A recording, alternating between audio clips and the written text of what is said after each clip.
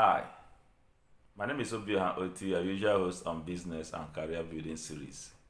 For a while now, I've not had time to make videos as usual in order to educate you on business and the career building. The reason is because I traveled to Lagos to do a review of my book, Too Late for Anything, in Classic FM 97.3 on the award winning book review show, Book on Review with Benji. And I'm very happy to announce to you that my book was rated very highly in that award winning book review program. Okay, so this time around, I want to quickly pick a very important topic as usual in our career business and career building series and talk to us. And I'm sure many of us will love this topic. Okay, let's start. The topic I want to talk about is, as an employee, how do I go about to hire someone to work in my side business? Please remark the topic. As an employee, how do I go about hiring someone to work in my side business? Okay. So, what I want to achieve with this topic is to teach employees, to teach people that are working in someone else's business, to teach people who are doing jobs how they themselves can equally employ someone else to work for them. Okay. I want you to pay very close attention to what I'm going to say here because it is a very interesting topic and it is something that will be very strategic to your business when you start. Now, hiring somebody to work for you looks simple, but it is not really a simple task. The reason why I say it looks simple is that many people know that a lot of people are looking for jobs. In Nigeria, particularly, the unemployment rate is very high, and I think it is one of the highest in West Africa. A lot of people are looking for where to work. A lot of people are looking for where to work for a few chicken change. Let me put it that way. They don't really expect where a lot of money will be paid. They are just looking for somewhere, to express themselves as a kind of employment. They want somewhere they can, be part of, so that people will look onto them as people that are actually working. So it looks like to get somebody you can employ is easy because a lot of people are looking for jobs. But on the face value of it, it looks easy, but that is not really the case. To get somebody to work for you these days is difficult. People are looking for jobs, yes. A lot of a lot of applicants are on the road carrying their CVs, going up and down looking for where they can be employed. But the problem is getting them to work for you is very difficult, especially if you are starting out for the first time. So, get it right. If you are starting a new business and you are starting from, especially from a very small point of view, if you are not starting it big, if you are starting small, which is my model, which is the correct thing everybody that wants to start a business should do, you should think big, but you should start small. So if you are starting a new business and you are starting small, to get people that will work for you is not usually a simple task. It's usually very difficult. I had that experience during the time I started Blessed Trust. It was difficult to get people to work, but something made it easy for me. I'm going to share that experience as we go on in this topic. Remember, the topic is, as an employee, how do I get someone or some people to work for me in my side business? How do I hire someone else to work for me while I am an employee? Okay. Now, I'm going to outline a few things, and then that will form the basis of our discussion on this topic. Number one, when you want to hire somebody to work for you, the first thing that should occur to you in your mind is, what will this person be doing? What will this person be doing? Because if you define clearly what the person should be doing, that should form the basis of the kind of person you want to employ. Okay, I've already given so many examples of the kind of business employees can start. Let's say, for instance, you started a shop where you sell, let's say, household items, or you started a shop where you sell building materials, small building materials in the market, or depending on whichever thing you start. Now, the kind of thing you want people to do for you in your business, your shop, or whichever thing you start, depends on the kind of person you will employ. If it is just somebody that will stay in the office, or somebody that will stay in the shop to get information and then maybe give feedback to your customers, and the interaction between the customers and that person that you have employed will not be something that is technical, or something that is difficult for somebody to figure out, then it will be very easy for you to take somebody that is not that much educated. So you need to define exactly what the person will be doing. If the person is supposed to do something that is technical, something that requires a lot of thinking, especially academic kind of thinking, that means that the kind of person you'll be looking for may not just be ordinary anyhow person. It should be somebody that is well trained, well versed in that very aspect. But I don't expect employees who are doing jobs in an organization to want to open a business that will require somebody that is so highly technical. However, it happens depending on the kind of business you have opened yourself.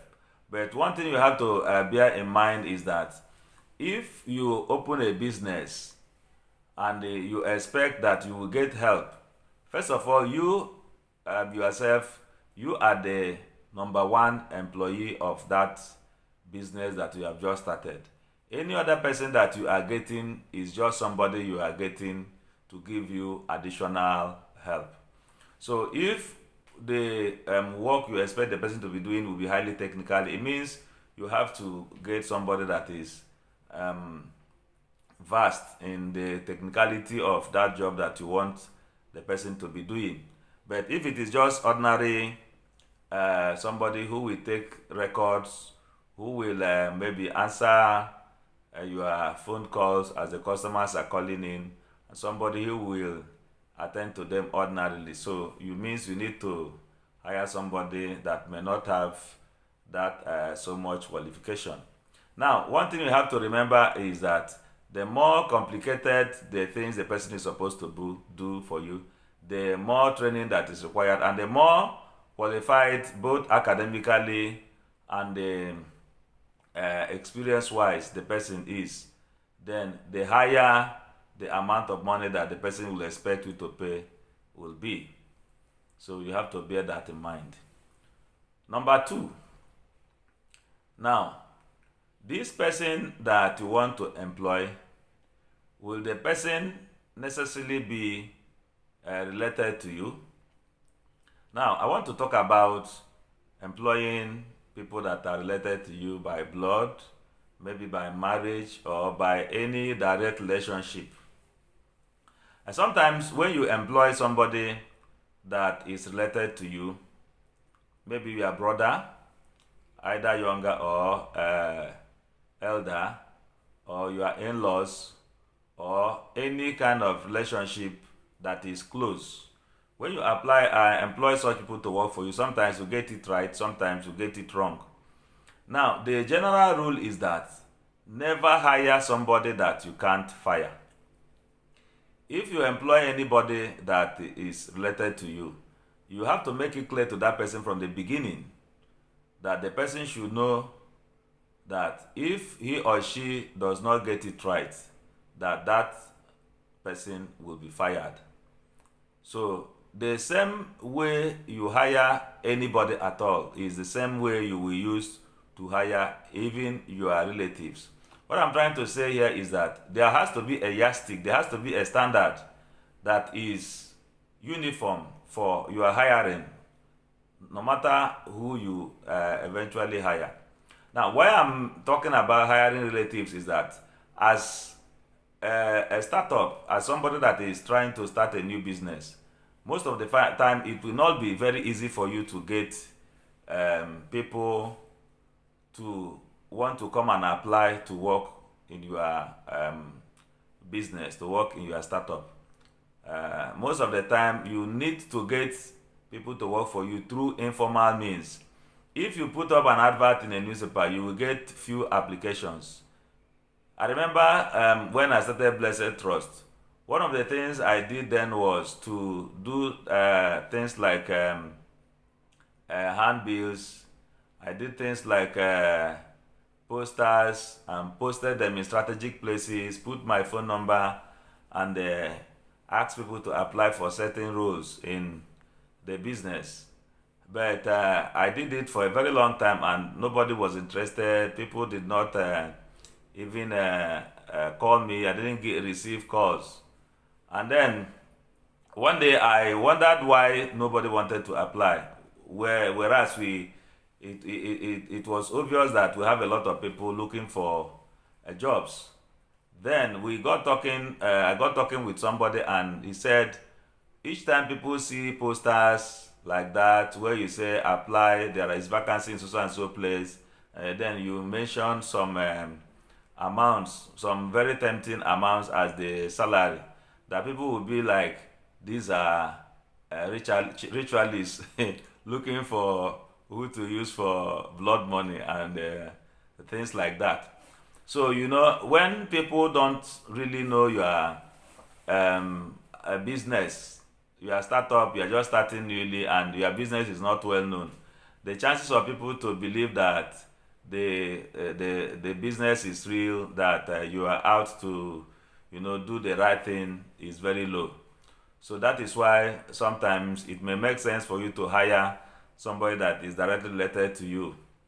But make sure that anybody that you employ should be somebody that you will be able to sack if the person starts misbehaving. So before you hire your relation, you have to look at it very well. You have to weigh it, because sometimes when the business kicks off and the person stays with you for a while and then begins to misbehave, and you want to fire the person, you need to call village meeting, because the person may need to take you to the village, tell a lot of relatives that, see, I've been working for so and so person, and look at what has happened. The business is trying to take off, and things are getting better.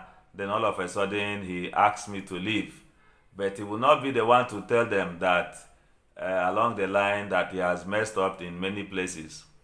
So the conclusion I want to put in hiring your relative is that before you hire somebody that's related to you, make sure that it's somebody that you can easily fire when things are getting out of place or when things are getting out of hand without much ado. Okay. Now, another thing I want to say there is that before you hire somebody, you have to make sure that the person you are hiring is somebody that you can trust. Somebody you can trust. Somebody that is honest. Somebody that is sincere.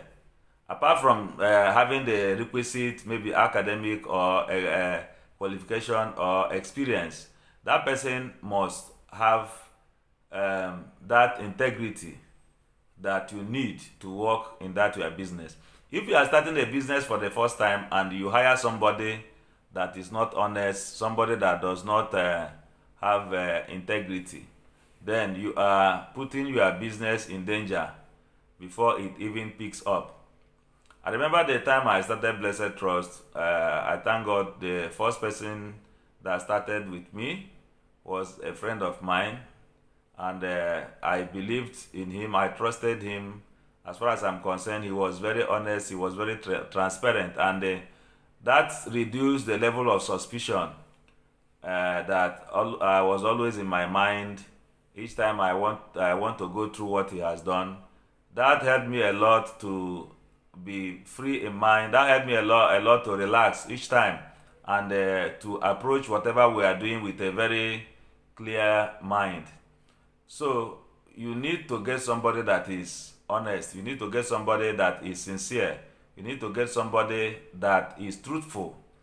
Somebody that will not become fraudulent. Somebody that will not steal the money in that business.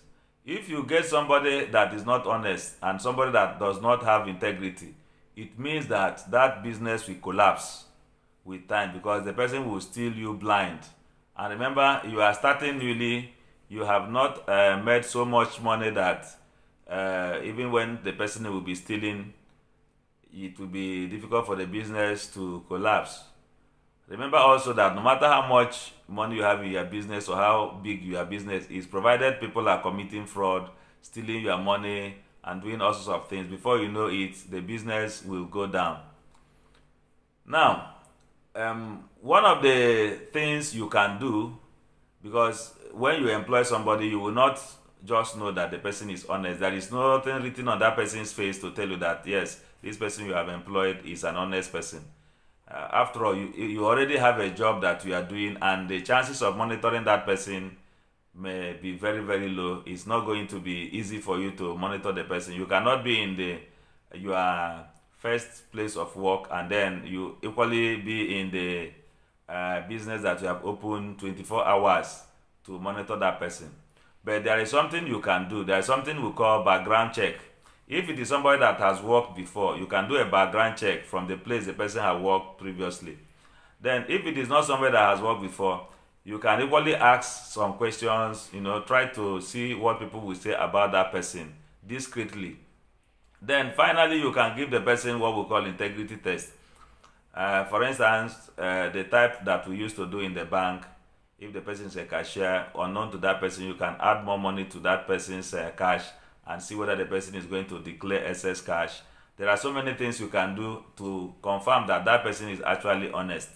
But whatever integrity test you are giving to anybody, don't allow the person to know that you are trying to test them. Otherwise, they will deceive you and make it look like they are honest, that they have integrity. At the end, when you are less monitoring what they are doing, when you are not expecting that something will go wrong, suddenly they will just cash in and they disappear. So you have to be very, very sure that whoever you are going to employ, is honest, and you monitor the fact that they are really honest. One other very important factor that will influence the kind of person you want to employ in your business is the amount you are going to pay them, salary. If you are starting a business newly and you are starting as an employee, definitely you are not going to start a very big business. You are going to start something small.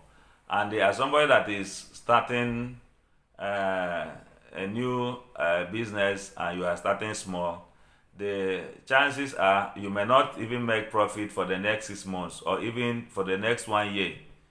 So what it means that the money you are going to pay whoever you are going to employ, at least the first set of employees, will be from your salary. So you need to look at their salary and equally look at the kind of salary you are going to pay the person you are employing. For instance, when I started Blessed Trust, I used my salary. Then there was something they were paying us. It was called COLA. So from that COLA, I usually took some amount from it in order to pay my first set of employees. So and it really helped me, to take care of their salary, to take care of some other expenses in the business.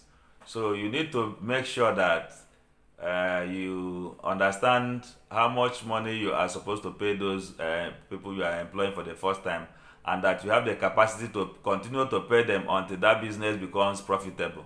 Because most businesses that are started don't just become profitable from the beginning. So you need to put all these things in perspective, because if you don't do that, then there are chances that you are going to make some big mistakes, and those mistakes that you are going to make may eventually collapse the business. Okay, then another thing that is important that you need to put into perspective is the category of staff you want to employ. Is the person going to be a full staff? Is the person going to be a part-time staff? So it depends on the work you want the person to be doing.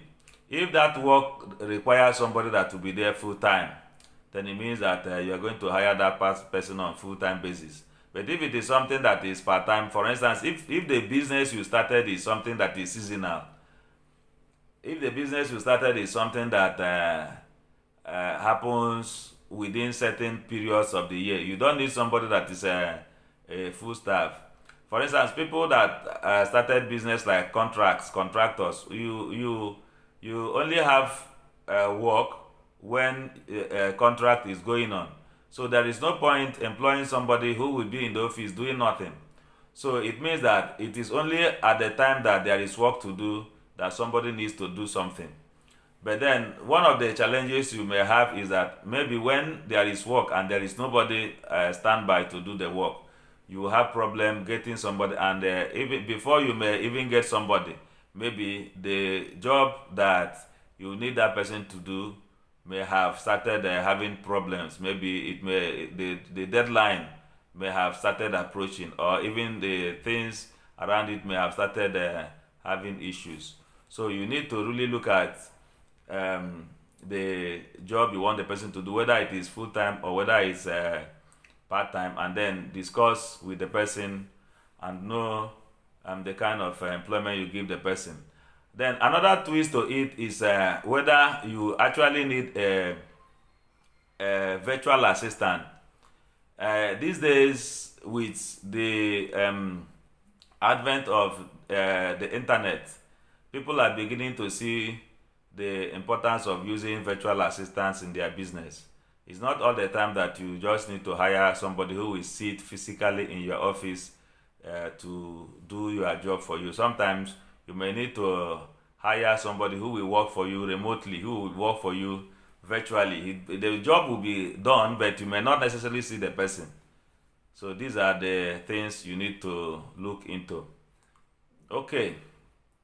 Then, if you have to hire somebody, even if it is one person, you want to employ one person in your business, the truth is that you have to lay a solid foundation for your employment culture.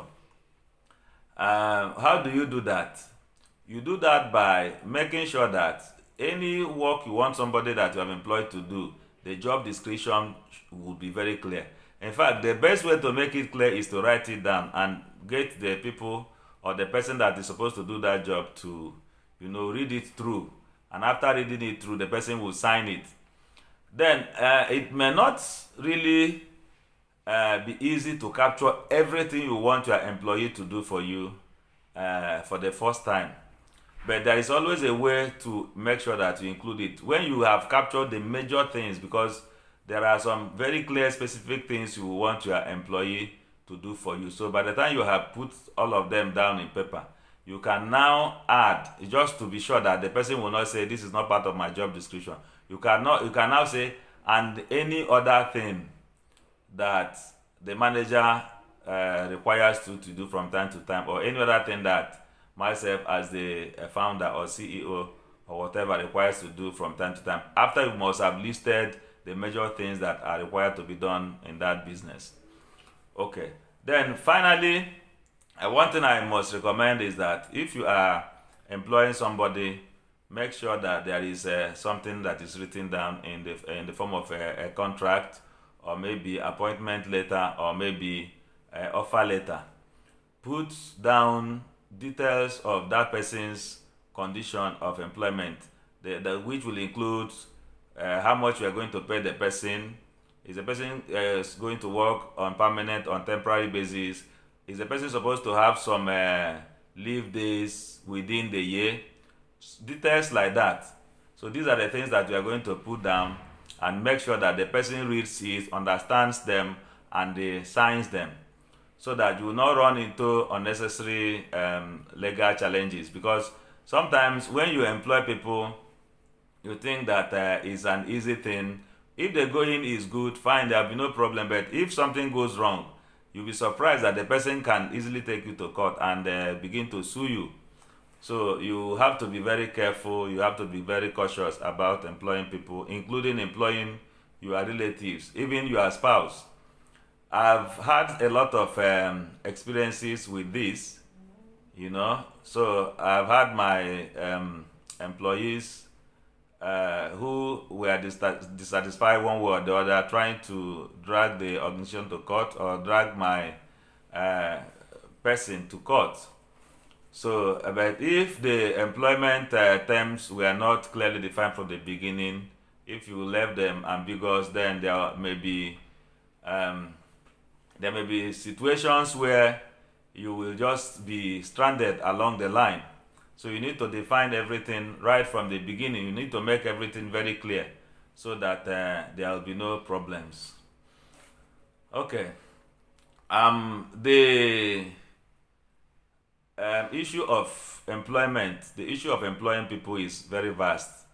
It's a big subject matter. It's not something I can just say in 30 minutes. It's not something I will just say briefly. But let us start from here. As an employee, you want to hire somebody. These are the few tips that I can give you now.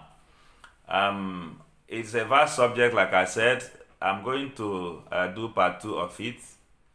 And if I still have to do part 3, I will do it. However, why I may not take it too long is that I'm just talking to employees. I'm not talking to big businesses, highly established businesses.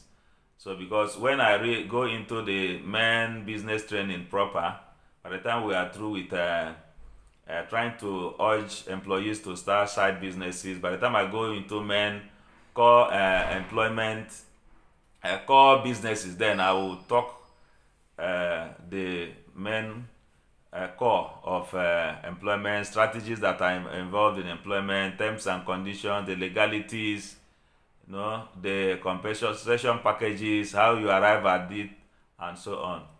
So for now, if you are an employee and you want to hire somebody, please just know that it's not an easy task. It's something that it will be very difficult for you to do. But if you believe in yourself, you believe in the venture you want to pursue, you believe in the fact that your business will necessarily succeed, and you trust the person that you are trying to employ, that the person is going to get the job right. Because one of the biggest challenges that employees who want to employ others have is that they are always afraid. They lack the capacity to trust people that they want to employ. But if you believe in yourself, believe in all these things, and you are willing and capable of trusting the person that you want to hire, then you are good to go. Just do some of these few things that I've advised, and I believe things will work out well for you. Okay, for now, we are going to call it a day. And those of you that are still sitting on the fence, I want to urge you, before I start the business. Start it now. Then take this advice and employ somebody who is going to be there for you as the business runs. Thank you so much, and bye bye.